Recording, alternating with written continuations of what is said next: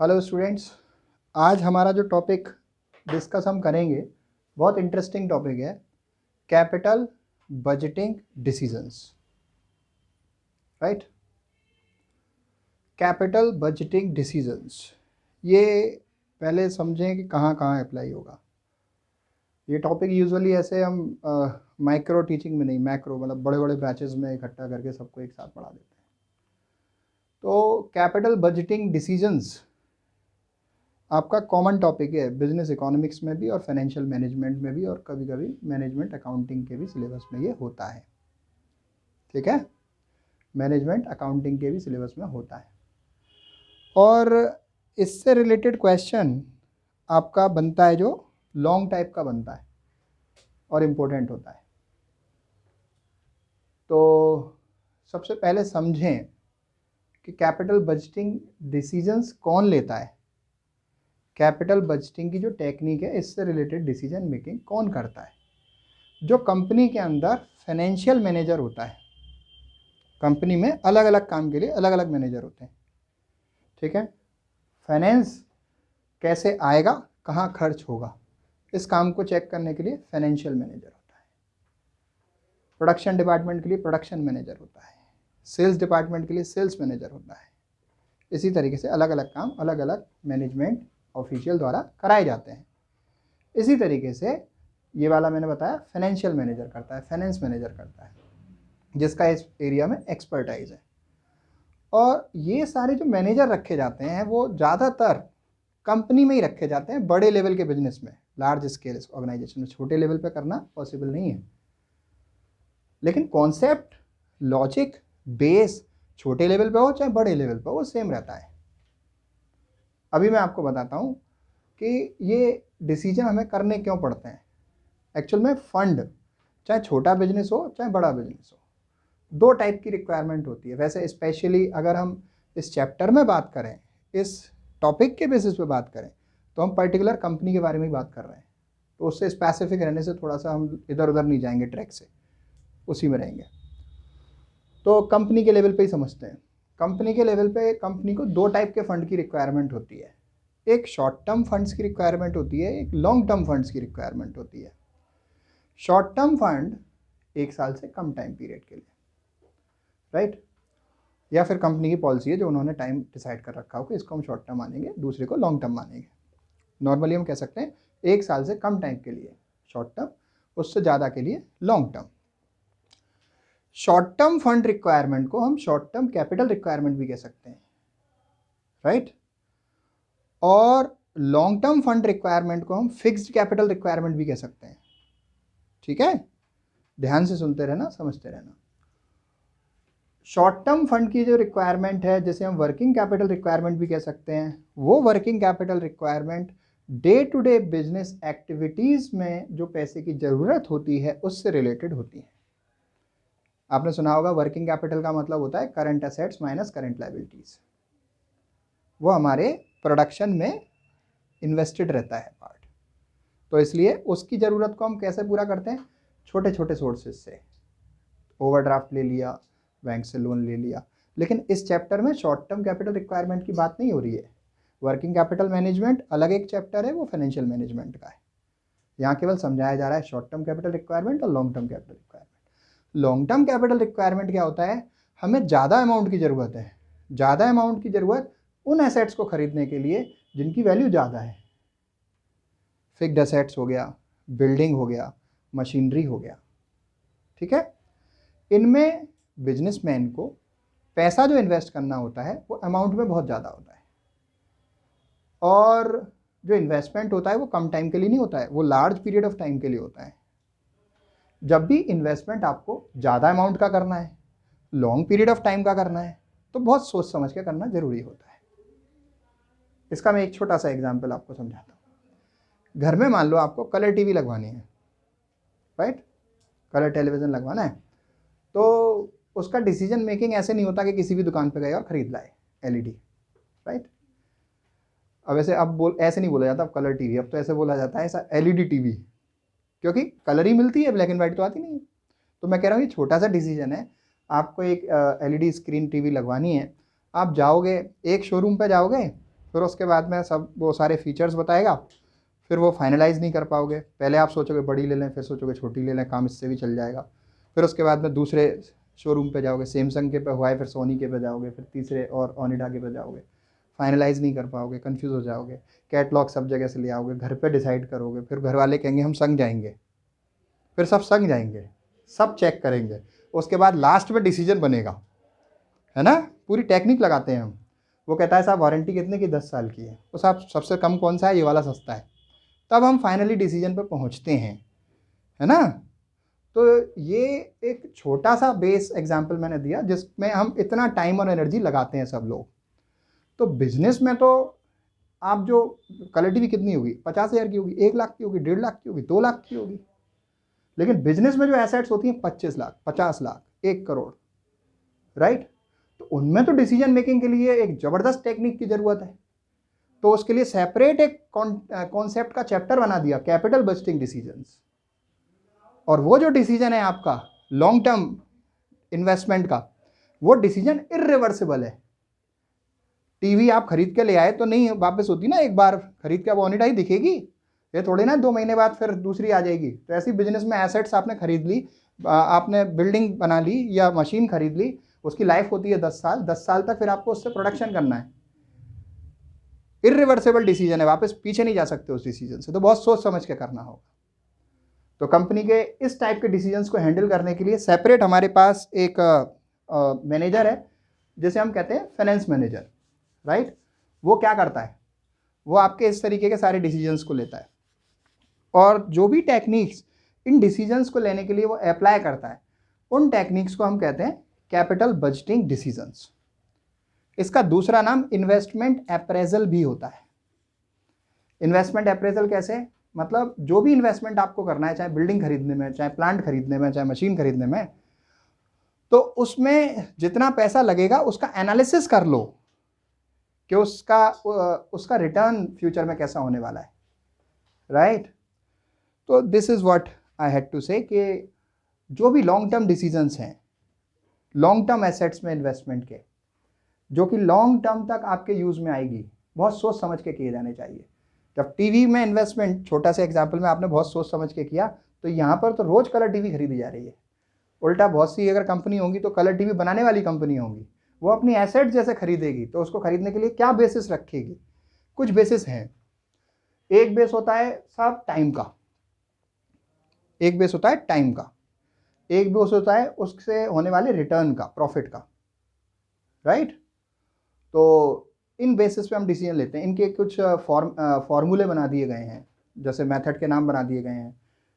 वो एक एक करके हम डिस्कस करेंगे। एक डेफिनेशन लिख लेते हैं ज़रा, इस बात को ढंग से फीडअप करने के लिए और थोड़ा सा जस्टिफाई करने के लिए। आप लिख सकते हैं capital budgeting is the technique, capital budgeting is the technique of making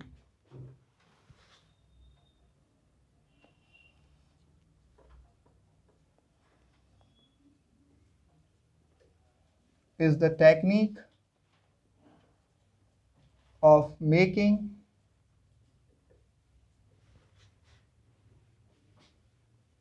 long-term planning decisions, making long-term planning decisions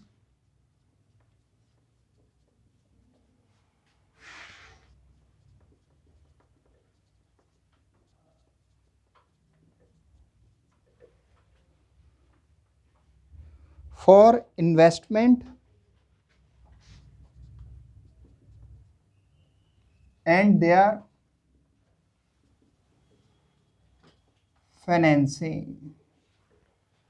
क्या लिखा हमने, हमने लिखा कैपिटल बजटिंग एक ऐसी टेक्निक है जिसमें लॉन्ग टर्म प्लानिंग होगी, मतलब जो भी डिसीजंस लिए जाएंगे वो लॉन्ग टर्म प्रोजेक्ट से रिलेटेड होंगे, लॉन्ग टर्म प्रोजेक्ट में इन्वेस्टमेंट से रिलेटेड होंगे, और ये डिसाइड करने से रिलेटेड होंगे कि उनके लिए पैसा हमारे पास कहां से आएगा। क्लियर? एक एक करके हम देखें। Capital budgeting is the technique of making long term planning decisions for investment, और फिर वो पैसा हम कहां से सोर्स करेंगे। Is that okay everyone? आपको ये भी पता करना है कि किस में इन्वेस्ट करें, ये भी पता करना है कि कहाँ से पैसा लाएं, राइट। तो उसके लिए कौन सी टेक्निक्स हमारे पास हैं, आप लिखें टेक्निक्स ऑब्लिक मेथड्स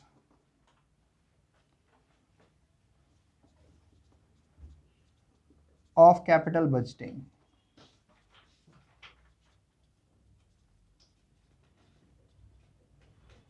इसमें नंबर 1 हमारा जो जाता है वो है पे बैक पीरियड मेथड।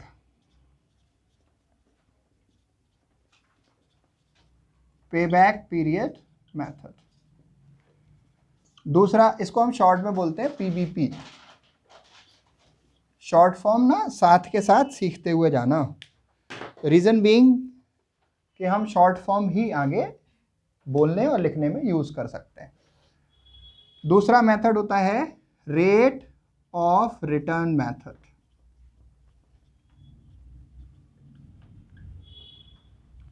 ROR।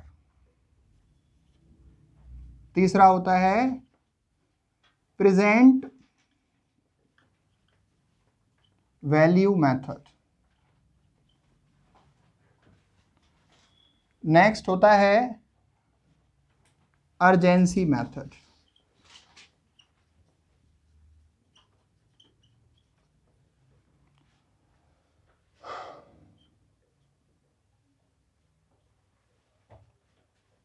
देखिए थोड़ा समझ लें पे बैक पीरियड मेथड क्या होता है।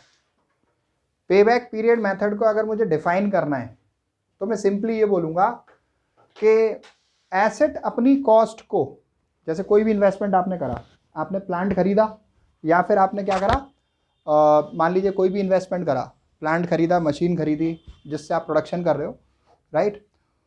और उसमें इन्वेस्टमेंट करने के बाद आप उसे प्रोडक्शन में यूज़ करोगे, और जब प्रोडक्शन करोगे, प्रोडक्शन करने के बाद में उसे बेचोगे, क्लियर। और बेचने के बाद में खर्चे वर्चे घटा के कुछ प्रॉफिट होगा आपको। तो आपको ये देखना है कि उस किए गए इन्वेस्टमेंट से आपको जो प्रॉफिट्स होंगे, उन प्रॉफिट से आप उस एसेट की कॉस्ट को कितने टाइम में कवर कर रहे हो, राइट। आई रिपीट, पे बैक पीरियड मेथड का मतलब होता है जो भी इन्वेस्टमेंट आपने किया, मशीन में सपोज 10 लाख रुपए लगा दिए खरीदने में, और मशीन को खरीद के आपने क्या किया, प्रोडक्शन किया तो सपोज आपको 2.5 लाख रुपए साल का प्रॉफिट हुआ, ठीक है। तो 2.5 लाख रुपए साल का प्रॉफिट हुआ तो कितने टाइम में मशीन की कॉस्ट कवर हुई, 4 साल में। 2.5 लाख, 2.5 लाख, 2.5 लाख, 2.5 लाख, 10 लाख रुपए तो लगाए थे आपने। तो ये पे बैक पीरियड होता है, कितने टाइम में मशीन अपनी कॉस्ट को रिकवर करके दे देगी, ये होता है पे बैक पीरियड। दूसरा मेथड होता है रेट ऑफ रिटर्न, मतलब जो भी आप रिटर्न कमा रहे हो उस इन्वेस्टमेंट पर प्रॉफिट के रूप में, वो परसेंटेज में कितना है। तीसरा होता है प्रेजेंट वैल्यू, रिटर्न आप कमाओगे फ्यूचर में, डिसीजन लोगे अभी, तो जो भी कमाओगे फ्यूचर में उसकी पहले आज की तारीख में वैल्यू निकालोगे और उस बात को भी ध्यान में रखोगे। 2.5 लाख रुपए मुझे अभी मिलेंगे तो वो 2.5 लाख के ही बराबर हैं, ध्यान से सुनना समझना।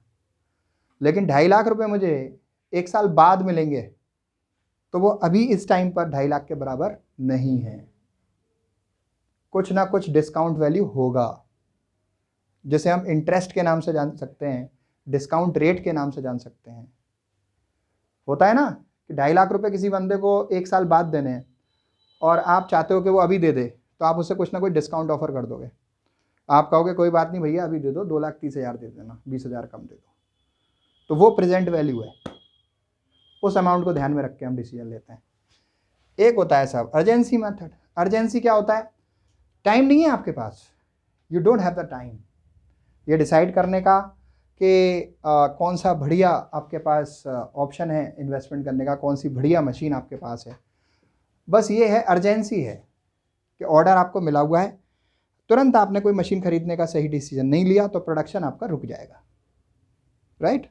तो उसमें केवल ये ध्यान में रखते हैं कि सबसे सस्ती कौन सी है और क्वालिटी जिसकी ठीक ठाक लग रही हो, राइट, और उसकी प्रोडक्टिविटी ठीक ठाक हो, मतलब आउटपुट करने की, तो उसको ले लो, या वारंटी ठीक हो तो आप ज़्यादा एनालिसिस करने पे टाइम नहीं लगा सकते, that is called urgency method.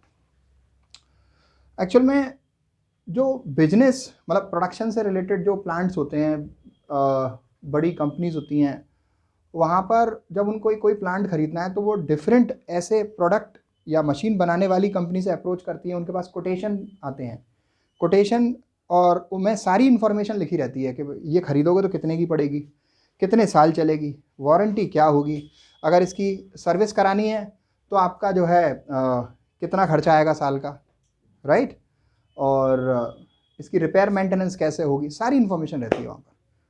तो उन सब चीज़ों को आप यूज़ कर सकते हो डिसीजन मेकिंग के लिए, ठीक है। अभी एक एक करके ये मेथड सीखते हैं फर्स्ट क्लास तरीके से, पे बैक पीरियड मेथड। तो अगर हमें पे बैक पीरियड मेथड सीखना है तो हेडिंग डाल दीजिए पे बैक पीरियड मेथड। पे बैक पीरियड मेथड को हम लोग शॉर्ट में PBP बोलते हैं, जो फुल फॉर्म पे बैक पीरियड है उसका शॉर्ट होता है, राइट।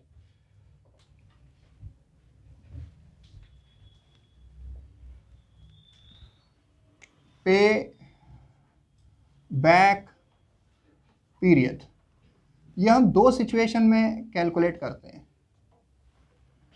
पहली, इफ कैश इनफ्लोज, इसको हम शॉर्ट में एनुअल कैश फ्लो भी बोलते हैं, or even throughout the life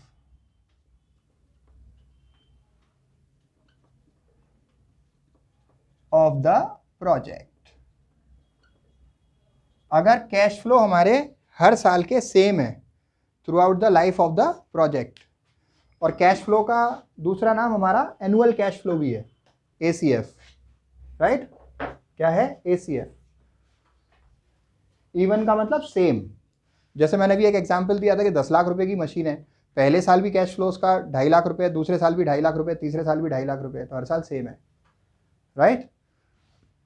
दूसरी सिचुएशन होती है इफ ACF, ACF की फुल फॉर्म होती है annual cash flow are not even, मतलब हर साल सेम नहीं है। पहले साल रिटर्न हुआ 2.5 लाख रुपए का, दूसरे साल हुआ 2,20,000 रुपए का, तीसरे साल हुआ 2 लाख रुपए का, इस तरीके की जानकारी होगी, ठीक है। तो इन दोनों में जो हमारे फॉर्मूले लगेंगे दोज शैल बी डिफरेंट, अलग अलग होंगे। वो सवाल की जानकारी के हिसाब पर डिपेंड करेंगे कि साहब कैश फ्लो हर साल के सेम है या कैश फ्लो हर साल के अलग अलग है। तो इसमें हमारा पे बैक पीरियड का एक फॉर्मूला लगेगा जिसमें हम कहते हैं NI/ACF, राइट।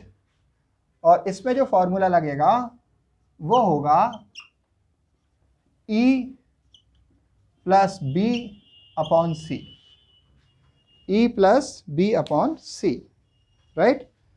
अब इनकी फुल फॉर्म समझिए आप एक एक करके। मैंने यहां पे लिखा है PBP, इसका मतलब तो आप जानते हैं, पे back period. PBP stands for पे बैक पीरियड, मतलब वो टाइम जितने टाइम में मशीन अपनी कॉस्ट को रिकवर करके दे देगी। NI होता है नेट इन्वेस्टमेंट, NI होता है नेट इन्वेस्टमेंट। ACF होता है annual cash flows, annual cash flows. E क्या होता है? E होता है completed years immediately preceding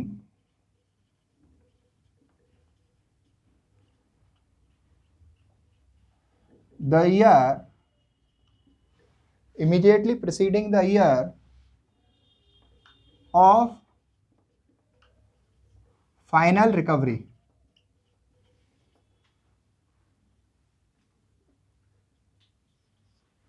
E equals to completed years immediately preceding the year of final recovery. फिर देखिए इसके बाद बी क्या होता है, B equals to balance still to be recovered. B equals to balance still to be recovered. C equals to cash flow of the year, cash flow of the year from which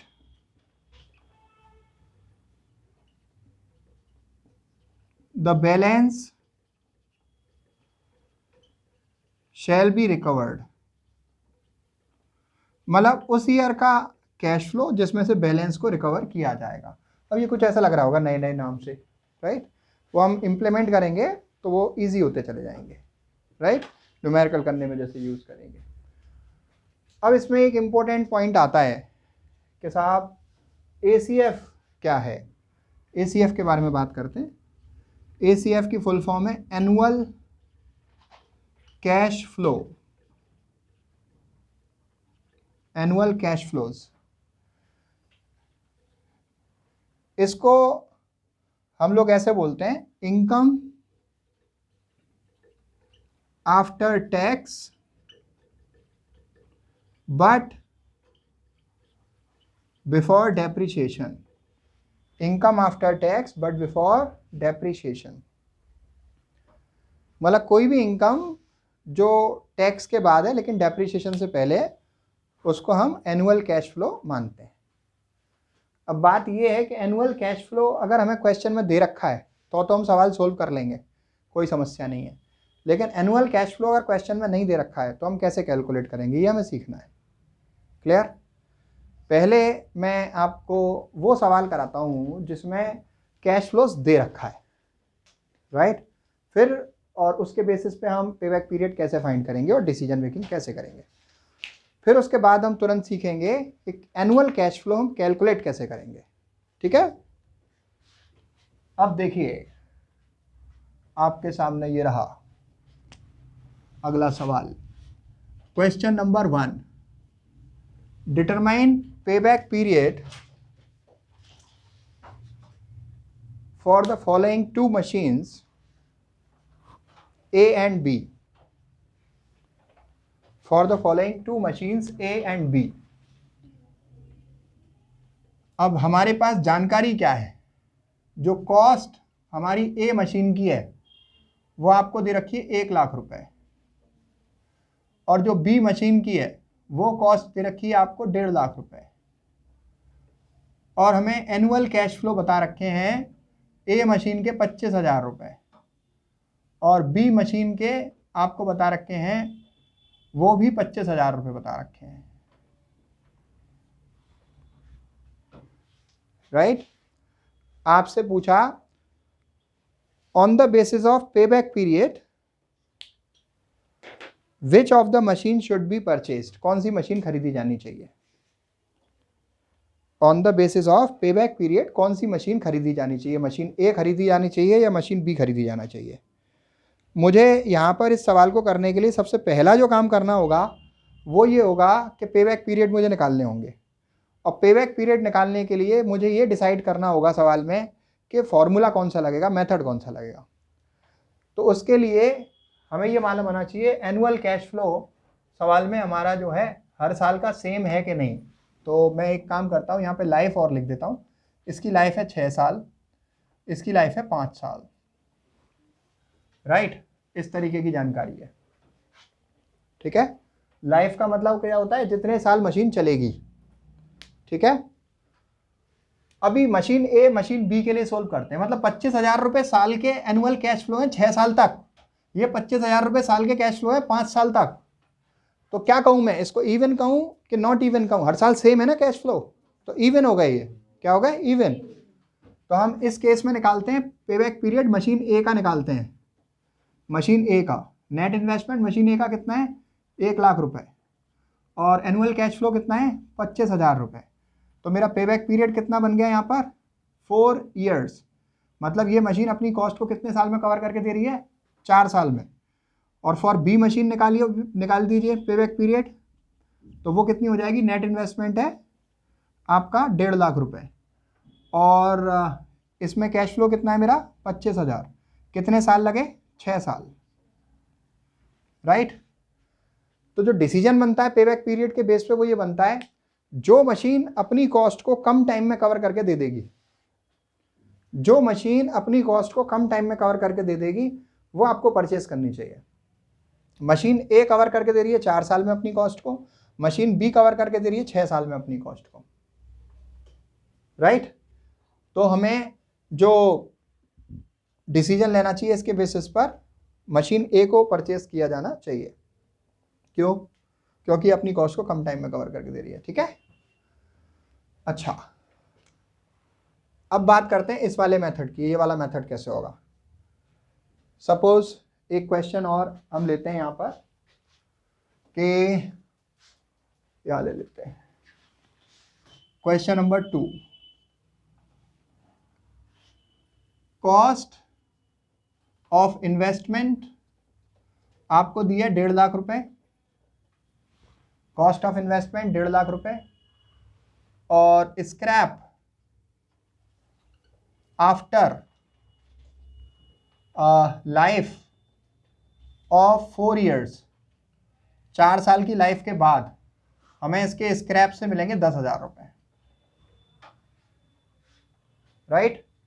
4 साल बाद ये machine बेकार हो जाएगी और इसके scrap से मिलेंगे हमें 10,000 रुपए। कितने मिलेंगे, 10,000 रुपए। अब देखिए एनुअल कैश फ्लो की इंफॉर्मेशन दे रखी है आपको डिफरेंट ईयर्स के लिए, ईयर 1, 2, 3, 4, इन 4 साल के लिए हमारे एनुअल कैश फ्लोज की इंफॉर्मेशन।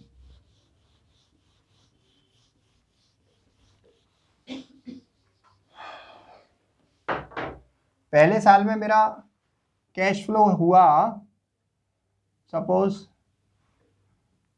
50,000 रुपए, पहले साल में 50 नहीं होगा, कम हो सकता है, 30,000 रुपए। और दूसरे साल में हमारा हुआ 90,000, राइट। और तीसरे साल में हमारा कैश फ्लो हुआ 70,000, एंड फोर्थ ईयर में हमारा कैश फ्लो हुआ आपका सपोज 50,000। ये हमारे ACF है, एनुअल कैश फ्लो।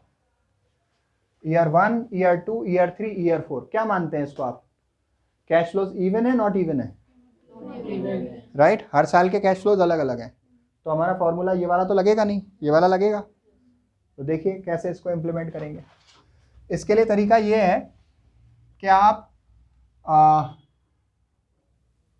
सवाल में दिया है find payback period, find payback period. तो इसमें आपको एक स्टेटमेंट बनाना होता है जिसमें हम क्या करेंगे, ईयर लिख देंगे, solution, determination of payback period, right, determination of payback period. तो ईयर 1, 2, 3, 4, फिर इसके बाद आप लिख दीजिए एनुअल कैश फ्लोज, वो कितने हैं, 30,000, 90,000, फिर कितना है 70,000, फिर इसके बाद 50,000। एक बात और सुन लीजिए, ढंग से समझ लीजिए, जो स्क्रैप वैल्यू है मशीन की जो स्क्रैप वैल्यू है वो पोस्ट पेबैक प्रॉफिटेबिलिटी का पार्ट होती है। ये क्या बोला मैंने, पेबैक पीरियड के बाद का जो समय है उससे रिलेटेड इनकम है ये स्क्रैप। स्क्रैप आपको कब मिलता है, जब मशीन के कबाड़े को आप बेच देते हो। मशीन का कबाड़ा कब बेचोगे, जब मशीन की लाइफ खत्म हो जाएगी। मशीन की लाइफ कब खत्म हो रही है, 4 साल के बाद। 4 साल के बाद मतलब 4th ईयर में जो भी आपका प्रॉफिट है उसमें आप स्क्रैप की इनकम को जोड़ सकते हो, ठीक है। तो 50,000 तो आपके कैश फ्लो के हैं और 10,000 रुपये आप इसमें स्क्रैप के ऐड कर सकते हो।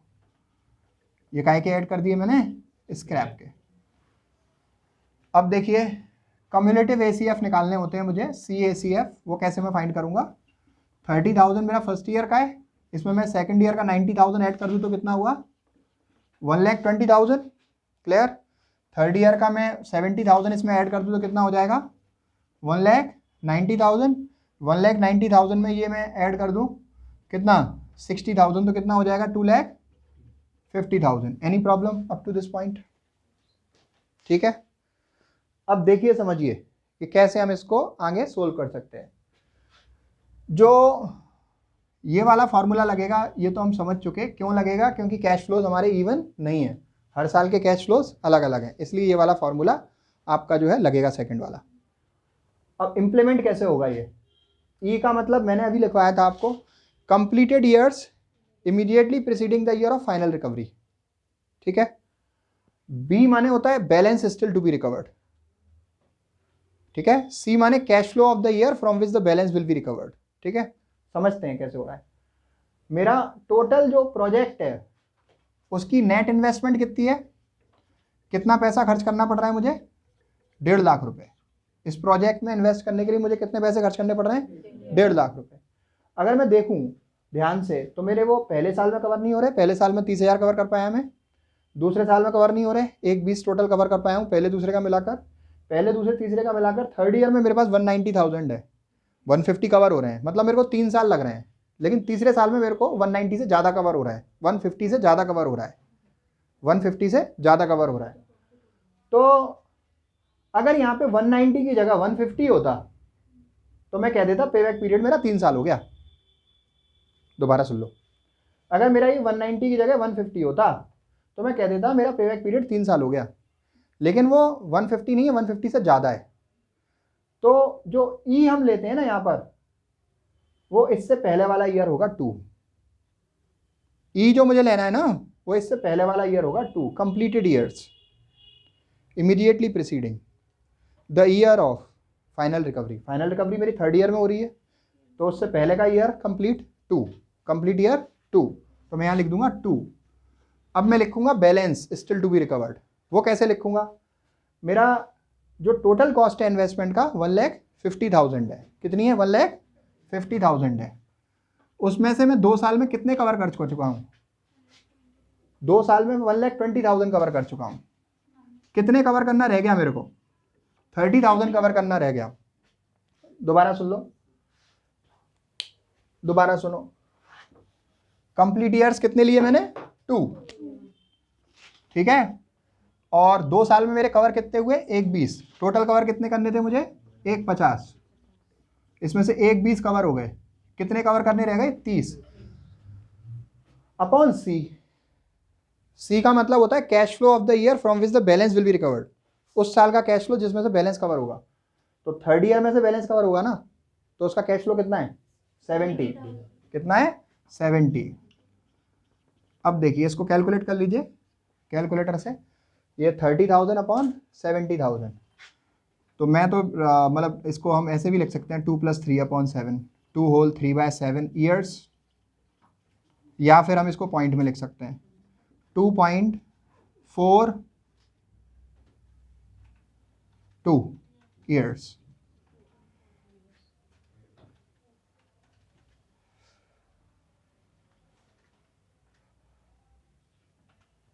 2.428 है ना ये, तो इसको हम ऐसे लिख सकते हैं राउंड ऑफ अगर करेंगे तो, क्योंकि ये डिजिट 5 से ज़्यादा है, तो 2.43। ठीक है, अप्रॉक्स। अच्छा एक बात सुनो, इसमें आपका जो है 2.43 ईयर्स आया। अगर मैं इसको मैं मंथ्स में लिखना चाहूँ तो मैं कैसे लिखूंगा, मतलब ईयर और मंथ्स दोनों। 2 ईयर्स तो कंप्लीट है और ये 0.43 मेरा ईयर है डेसिमल में, इसको मुझे मंथ्स में बनाना है। एक साल में कितने महीने होते हैं, 12। ये 0.43 मेरा क्या है, ईयर। इसको 12 से मल्टीप्लाई करो तो करीब 4 महीने आ जाएगा लगभग, मतलब 4.8 मंथ्स कुछ आएगा। तो 4.8 मंथ्स 5 से ज़्यादा है तो आप 5 महीने भी लिख सकते हो, 2 साल 4 महीने, 2 साल 5 महीने। एग्जैक्टली कितना आ रहा है 0.43 को 12 से मल्टीप्लाई करके, 0.43 को 12 से मल्टीप्लाई करके 5.16। तो 2 ईयर्स 5 मंथ्स हम लिखेंगे।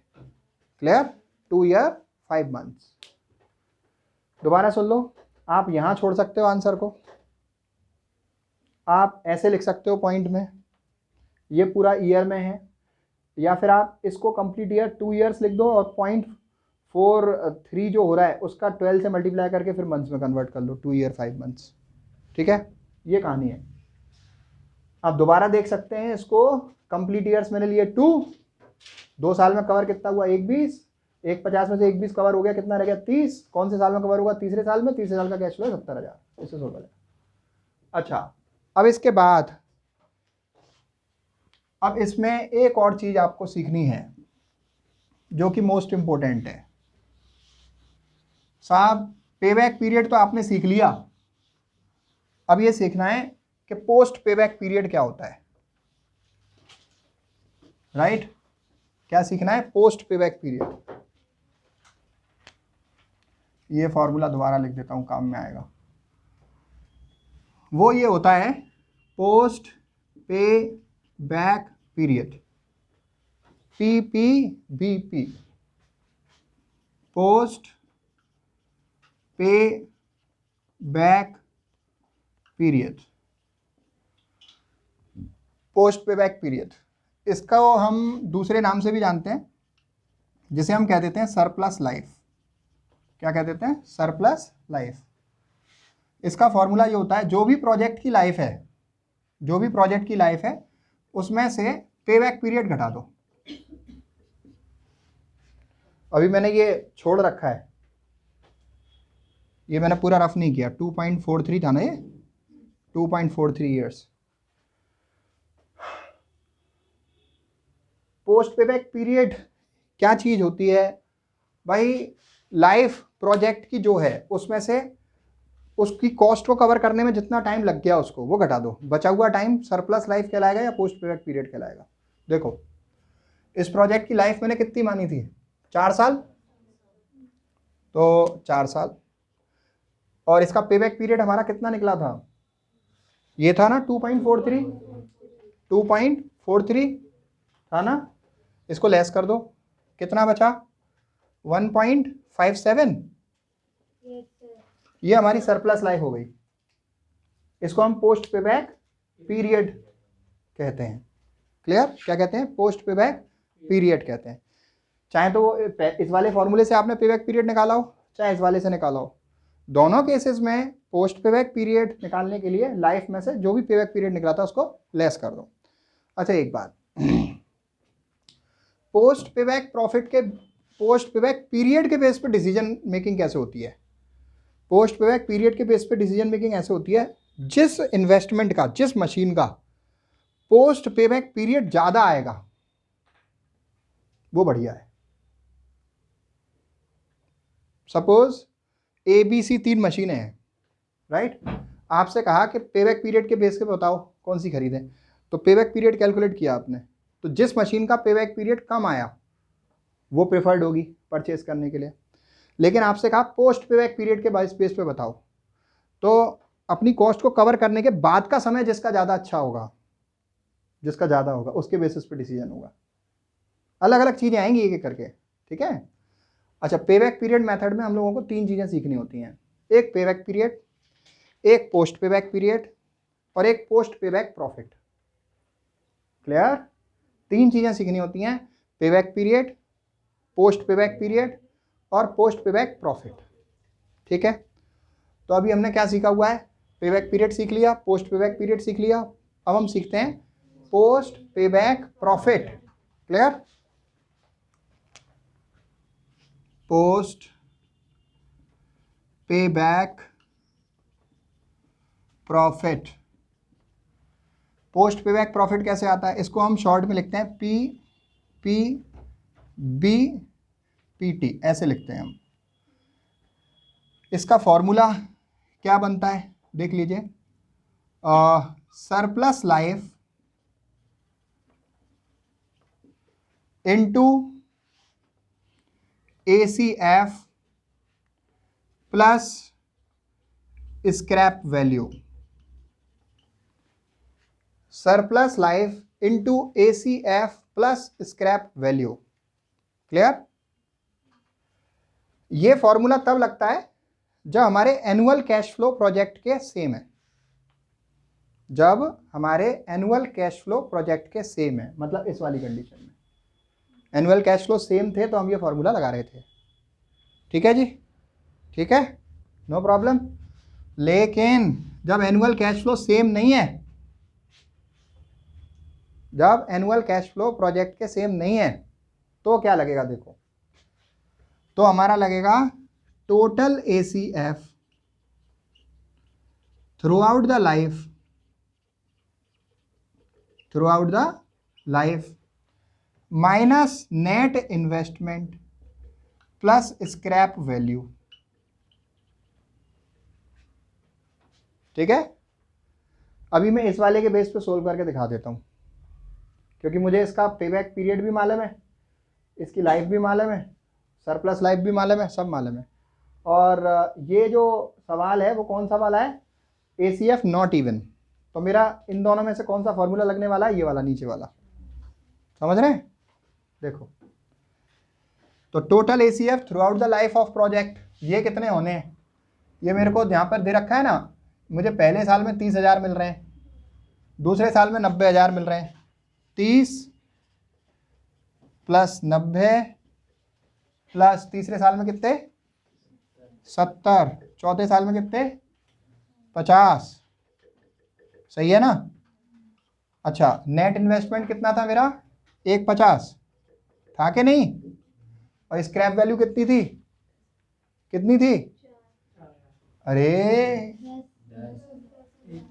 10,000 रुपये थी भाई, कहाँ ध्यान है? तो इन सबको जोड़ो, 30 और 90 120, 120 and 70 190, 190 and 50 240, 240 minus 150 90, 90 and 10 1 lakh rupees. ये मेरा पोस्ट पेबैक प्रॉफिट है। क्लियर? ठीक है, पोस्ट पेबैक प्रॉफिट। अगर मेरा ये वाले कंडीशन का सवाल होगा तो मैं क्या करूंगा, सरप्लस लाइफ जो भी होगी उसमें मैं एनुअल कैश फ्लो का मल्टीप्लाई कर दूंगा। ठीक है, सरप्लस लाइफ जो भी होगी उसमें एनुअल कैश फ्लो का मल्टीप्लाई कर दूंगा और स्क्रैप वैल्यू जोड़ दूंगा, वो इसमें लगेगा। अगर आपको याद हो कि इसका पेबैक पीरियड कितना आया था, 4 साल आया था। नेट इन्वेस्टमेंट 1 लाख रुपए था, लाइफ और ACF कितना था 25,000 रुपये था। पेबैक पीरियड कितना आया था 4 साल, 4 साल आया था कि नहीं? तो इसकी सरप्लस लाइफ कितनी हो जाएगी अगर मुझे सोल्व करनी है? तो लाइफ कितनी है इस वाले प्रोजेक्ट की 6 साल, पेबैक पीरियड कितना निकाला मैंने 4 साल, तो सरप्लस लाइफ कितनी हुई 2 साल। ठीक है, अगर मुझे इस वाले सवाल में मुझे पोस्ट पेबैक प्रॉफिट निकालना है तो मैं क्या करूंगा, सरप्लस लाइफ लिख दूंगा 2, उसमें ACF कितना है मेरा हर साल का 25,000, सही है ना? और स्क्रैप वैल्यू सवाल में दी नहीं है ए मशीन की, तो दैट शैल बी 0, तो ये हो गई आपकी 50,000। ठीक है, ये 3 चीज हो गई।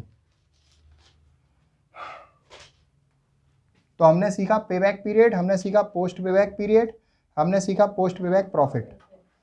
कभी कभी क्वेश्चन में एक और चीज पूछ लेता है, that is post payback profit index, उसका भी फॉर्मूला लिख लो आप। क्या पूछ लेता है? Post payback profit index. Post payback profit index, इसको मैं शॉर्ट में लिखता हूं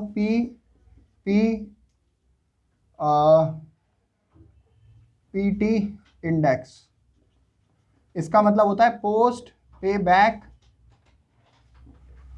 प्रॉफिट अपॉन नेट इन्वेस्टमेंट। जो भी पोस्ट पेबैक प्रॉफिट आया है उसको नेट इन्वेस्टमेंट से मुझे डिवाइड करना पड़ेगा। पोस्ट पेबैक प्रॉफिट कितना आया था 1 लाख रुपए, इस वाले केस में आया था ना, उसको मैं नेट इन्वेस्टमेंट कितना था मेरा 1,50,000 रुपए, इससे मैं डिवाइड करूंगा कितना आएगा, इससे मैं डिवाइड करूंगा कितना आएगा 0.66 हाँ, तो 6-7 कर देता हूँ ना, ठीक है। अब नट सेल में थोड़ा सा डिसीजन मेकिंग और समझ लो कि डिसीजन मेकिंग क्या कहती है इसमें। डिसीजन मेकिंग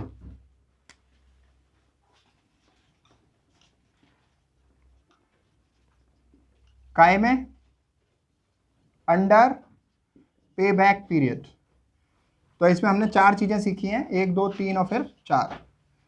अगर पे बैक पीरियड के बेस पे डिसीजन है, तो अगर आपके पास मशीन ए है, मशीन बी है, मशीन सी है, 3 मशीनें हैं, तो पे बैक पीरियड जिस भी मशीन का लेस होगा उसको प्रेफर करोगे आप। पे बैक पीरियड जिसका कम आएगा उसको आप प्रेफर करोगे डिसीजन मेकिंग के लिए, ठीक है। अब सीखो, अगर पोस्ट पे बैक पीरियड के बेस पे डिसीजन देना है आपको कि मशीन ए, मशीन बी, मशीन सी, 3 मशीन है, तीनों में से कौन सी खरीदें, तो जिसका पोस्ट पे बैक पीरियड ज़्यादा होगा उसके बेस पे डिसीजन होगा कि इसको खरीद लो, ठीक है। तीसरा देखो, पोस्ट पे बैक प्रॉफिट, पोस्ट पे बैक प्रॉफिट, इसके बेस पे डिसीजन, जिस भी मशीन का पोस्ट पे बैक प्रॉफिट ज़्यादा आ रहा होगा उसके बेस पे डिसीजन होगा। मशीन ए, मशीन बी, मशीन सी, तीनों में का आपने पोस्ट पे बैक प्रॉफिट निकाला, जिसका ज़्यादा आया वो खरीदेंगे आप, वो डिसीजन मेकिंग होगी। अगला है पोस्ट पे बैक प्रॉफिट इंडेक्स, इसमें भी हायर पे ही जाएगा डिसीजन, मतलब लोअर किस पे है, केवल